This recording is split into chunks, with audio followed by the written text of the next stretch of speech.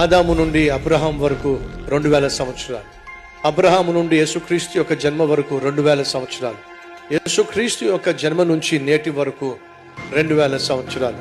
మొత్తం కలిపి 2 + 2 మొత్తం ఏనండి 6000 సంవత్సరాలు.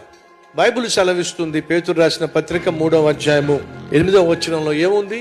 దేవుని దృష్టిలో ఒక దినము 1000 సంవత్సరాలు. ఈ 6000 సంవత్సరాలు ఈజ్ ఈక్వల్ టు దేవునికి దృష్టిలో ఎన్ని దినాలు చెప్పండి?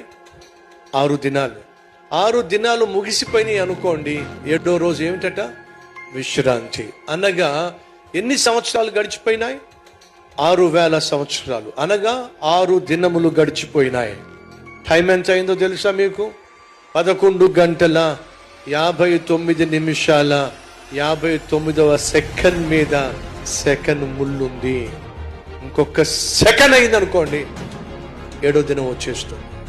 సహోదరులు సహోదరులు, చివరి గడియలో మనం ఉన్నాం, చివరి నిమిషంలో మనం ఉన్నాం, చివరి సెకండ్లో మనం ఉన్నాం. ఏ క్షణమైన యేసుక్రీస్తు వచ్చేస్తాడు. కాబట్టి మనం సిద్ధంగా ఉండాలి. ఈ వాస్తవాన్ని మర్చిపోవద్దు.